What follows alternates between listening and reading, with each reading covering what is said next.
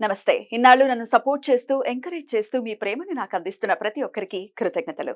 అలాగే ఈ వీడియో కూడా ఖచ్చితంగా మీకు ఉపయోగపడుతుంది. లైక్, షేర్ అండ్ సబ్స్క్రైబ్ చేసి మీ సపోర్ట్‌ని నాకు అందించండి. అలాగే ఈ వీడియో పట్ల మీకున్న అభిప్రాయాన్ని కామెంట్ సెక్షన్‌లో కామెంట్ చేసి తెలియజేయండి. ఇప్పుడు వీడియోని చూద్దాం. నమస్తే. Welcome to our channel. నేను పద్మిని. ప్రస్తుతంతో పాటు ప్రముఖ ఆధ్యాత్మికవేత్త, నారీసేన ఫౌండర్, దత్త ఉపాసకురాలు శ్రీమతి లతా దత్త గారు మనతో పాటు ఉన్నారు. మాట్లాడదాం. నమస్తే అక్క. జై గురుదత్తారా. శ్రీ గురుదత్త. అక్క, వివాహం ఆలస్యం అవుతోంది అనేది సర్వసాధారణంగా వినిపించేటటువంటి వన్ ఆఫ్ ద ప్రాబ్లమ్స్ లో ఇది ఒక ప్రాబ్లం అని ఖచ్చితంగా చెప్పుకోవచ్చు. ఎందుకంటే ఆర్థిక పరమైన సమస్య ఎలాంటిదో వివాహం ఆలస్యం అవుతోంది అనేది కూడా చాలా కామన్ ప్రాబ్లమ్ గా మారిపోయింది కదా. చాలా ప్రతి ఇంట్లో చూస్తే మా అబ్బాయికి పెళ్లి అవ్వట్లేదు, మా అబ్బాయి పెళ్లి చేసుకోవట్లేదు, మా అమ్మాయి పెళ్లి చేసుకోవట్లేదు, ఏ సంబంధాలు వచ్చినా నచ్చట్లేదు, లేదనంటే కుదరట్లేదు, పెళ్లి సంబంధాలు కుదరట్లేదు, లేదంటే సెటిల్ అయితే చేసుకుంటారు, సెటిల్ అయి క్యాన్సిల్ అయింది ఒకటి, అలాంటివి కూడా వింటూ ఉంటాం. ప్రధాన సమస్య పెళ్లి ఒకటి అయిపోయింది ఇప్పుడు. కొంతమంది కాల్స్ కూడా నాకు ఆశ్చర్యం అనిపిస్తుంది అక్క. అంటే ఉద్యోగం లేకపోతే వాళ్ళు సంపాదించే సంపాదనే మేజర్ కన్సర్న్. అసలు అబ్బాయి క్యారెక్టర్ కానీ, లేకపోతే అమ్మాయి క్యారెక్టర్ కానీ, లేకపోతే వాళ్ళ ఇంట్లో వాళ్ళు ఎలా ఉన్నారు, ఏంటి, ఎట్లాంటి ఎంక్వైరీస్ అవసరం లేకుండా పర్లేదండి, చేసేయండి చేసేయండి చేసేయండి చేసేయండి చేసేయండి అంత కంగారు పడిపోతూ ఉంటే డబ్బు వస్తుంది రాక అంతుందా? కష్టపడితే డబ్బు ఖచ్చితంగా వస్తుంది, కానీ ఈ క్యారెక్టర్ ఎక్కడి నుంచి వస్తుంది? రాదు కదా. అందుకే పెళ్ళైన 6 నెలలకు విడిపోవటం, పెళ్ళైన సంవత్సరానికి విడిపోవటం, పూర్తి అవగాహన లేకపోవటము, అండ్ అసలు పట్టించుకోవట్లేదు అక్క. ఇట్స్ ఓకే, ఏముంది, it's not a big deal. Set అయితే ఉంటాం, సెట్ కాకపోతే వదిలేస్తాం అనుకోవటం అసలు ఎట్లాంటి థాట్ ప్రాసెస్ మంచిది కాదు కదా. సో అటు 7 తరాలు ఇటు 7 తరాలు చూసి పెళ్లిళ్ళు చేసేవాళ్ళు. ఇప్పుడు మన అమ్మ వాళ్ళది తీసుకో పద్మిని, వాళ్ళకి ఎంత పీస్ అండ్ హార్మోనీ ఉంటది లైఫ్ లో.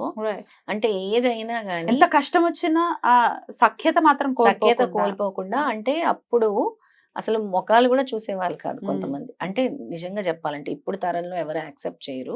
అలా వద్దు కూడా, నా భర్త ఈవిడ నా భార్య అనుకొని ప్రిపేర్ అయిపోయి వాళ్ళు కొన్ని జంటలు చూస్తే 90 years వరకు కూడా వాళ్ళ లవ్ గాని హార్మోనీ గాని అలాగే ఉంటది.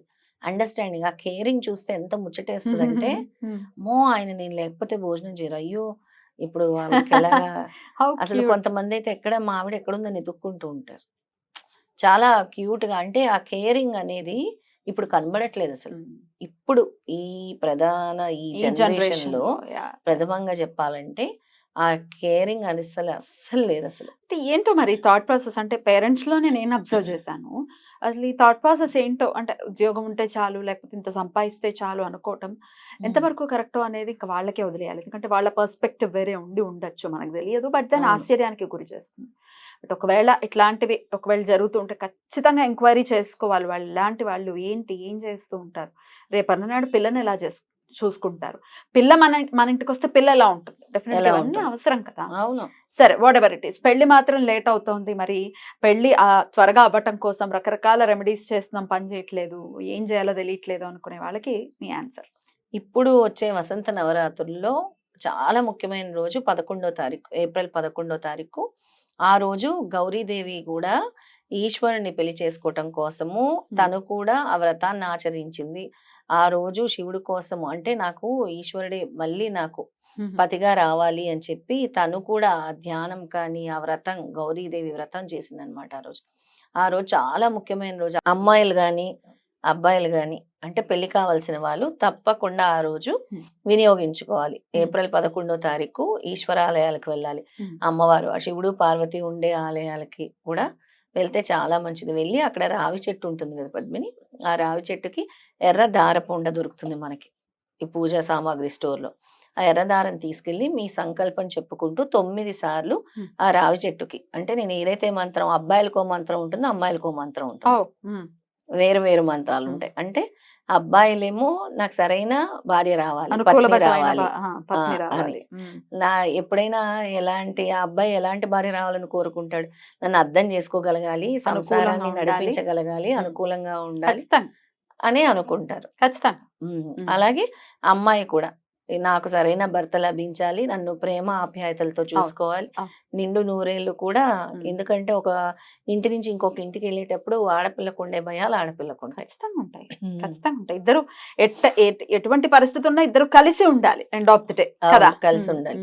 అయితే ఈ ఇద్దరు కూడా, అమ్మాయిలు అయితే సరైన భర్త కోసం, అబ్బాయిలు అయితే భార్య కోసం వెళ్ళి ఆ రావి చెట్టుకి 9 సార్లు చుడుతూ సంకల్పం చెప్పుకుంటూ ఈ మంత్రం చదువుకోండి. ఇంకా ఆ రోజు మీరు ఎన్నిసార్లు వీలైతే అన్నిసార్లు చదువుకోండి ఈ మంత్రం అని చెప్తాను. ఒకవేళ ఈ డే మిస్ అయితే మంత్రాలు చెప్తాము, లాస్ట్ లో చెప్తాం కదా, మరి ఒకవేళ ఈ రోజు మిస్ అయింది, వీడియో లేట్ గా చూసారు, అప్పుడేంటి పరిస్థితి? అప్పుడు మళ్ళీ కూడా వాళ్ళు ఈ మంత్రాన్ని అంటే రోజు ఒక 8 సార్లు, రోజు ఒక 9 సార్లు, 8 కాదు, రోజు ఒక 9 సార్లు చదువుకుంటే ఈ మంత్రం మంచిది. పెళ్ళయ్యే వరకు, అంటే మంచి భార్య దొరికే వరకు, మంచి భర్త దొరికే వరకు కూడా దీన్ని చేసుకోండి కంటిన్యూస్ గా. చక్కగా దీపం వెలిగించుకొని సంకల్పం చెప్పుకోండి. సంకల్పం అని అంటే ఏంటి అంటే, నేను ఈ మంత్రం చదువుతున్నానంటే స్వామి నువ్వు నాకు సరైన భార్యనిస్తున్నావు, స్వామి నువ్వు నాకు సరైన భర్తనిస్తున్నావు. కోరిక అది సంకల్పం గట్టిగా ఉంటే ఏదైనా జరుగుతుంది అంటారు కదా. అలాంటి సంకల్పాన్ని ఈ నవరాత్రులన్నీ కూడా ముఖ్య దినాలే. ఏదో ఒక రోజు నవరాత్రుల్లో మీరు సంకల్పం చేసుకోండి. 11వ తారీఖు మిస్ అయితే లేని పక్షాన 11వ తారీఖే ఖచ్చితంగా. ఉగాది రోజు అద్భుతమైంది. రేపు వచ్చే ఉగాది రోజు అంటే, రేపు అంటే మనం 11 చెప్తున్నాం కాబట్టి ముందు పడదు కాబట్టి, ఎపిసోడ్ 11 పడుతుంది కాబట్టి, తర్వాత శ్రీరామనవమి ముఖ్యమైన రోజు, ఆ రోజు కూడా చేసుకోవచ్చు. రైట్. ఇంతకీ అబ్బాయిలు పఠించాల్సినటువంటి మంత్రం ఏంటంటే? తప్పకుండా అబ్బాయిలు పఠించాల్సింది పత్ని మనోరమ దేహి, పత్ని మనోరమ దేహి, మనోవృత్తానుసారిణి తారిణి దుర్గా సంసార సాగరస్య కులోద్భవం. చాలా కొంచెం కష్టంగా అనిపించినట్టు ఉంటది కానీ చదివేస్తే ఈజీ అయిపోద్ది. మరొకసారి చదువుతాను. పత్ని మనోరమ దేహి, మనోవృత్తానుసారిణాం తారిణి దుర్గా సంసార సాగరస్య కులోద్భవం. ఇది ఈ మంత్రాన్ని చదువుకోవాలి. అయితే ఎవరికైతే పెళ్లిళ్ళు డిలే అవుతున్నాయో వాళ్ళందరూ కూడా తొందరగా మంచి అమ్మాయి లభిస్తుంది. ఈ మంత్రం ఎవరైతే అబ్బాయిలు ఎన్నిసార్లు చదవారట? రోజుకి 9 సార్లు చదువుకోండి. ఈ ముఖ్యమైన రోజు ఏప్రిల్ 11వ రోజు మాత్రం నేను చెప్పిన విధంగా రావి చెట్టుకి 9 సార్లు సంకల్పం చెప్పుకుంటూ ఎర్రదారం చుడుతూ ఈ మంత్రాన్ని 9 సార్లు చదువుకోండి. తర్వాత కూర్చొని ధ్యానం చేసుకొని ఎన్నిసార్లు ఎక్కువ చదువుకుంటే అంత మంచిది. అయితే మరి అమ్మాయిలు అయితే? అమ్మాయిలకు కూడా ఉంది. అదే అబ్బాయిలకు మనం చెప్పింది. అమ్మాయిలకి ఏమో కాత్యాయని దేవి మంత్రం ఉంటుంది. ఎవరైనా పెళ్లి కావాల్సిన అమ్మాయిలందరూ ఈ కాత్యాయని దేవి మంత్రం చదువుకుంటే మంచిది. ఏంటి అంటే, కాత్యాయని మహామాయే, కాత్యాయని మహామాయే మహా యోగిదీశ్వరి నందగోపస్తుతం దేవీ పతిమ్మే కురుదే నమః. అక్కడేమో పత్నిని అడుగుతున్నారు, ఇక్కడేమో పతిని అడుగుతున్నారు అబ్బాయి. మరొకసారి చెప్తాను. కాత్యాయని మహామాయ. కానీ ఈశ్వరుడు తలుచుకుంటే ఎంతసేపు వెంటనే అయిపోతుంది. ఈ ఏప్రిల్ 11 గురువారం కూడా కలిసి వస్తుంది పద్మిని. గురువారము తృతీయ వస్తుంది. ఇంకా పసుపు తీసుకెళ్లి దానం ఇవ్వండి. అబ్బాయిలు గాని అమ్మాయిలు గాని ఏదైతే మీరు ఆలయానికి వెళ్తున్నారో అక్కడ పసుపు దానంగా ఇవ్వండి. గురుబలం కూడా కలుగుతుంది. బ్యూటిఫుల్. చాలా అద్భుతంగా వివరించారు. థ్యాంక్ యూ సో మచ్ అక్క. నమస్తే. నమస్తే. జై గురుదత్త. శ్రీ గురుదత్త.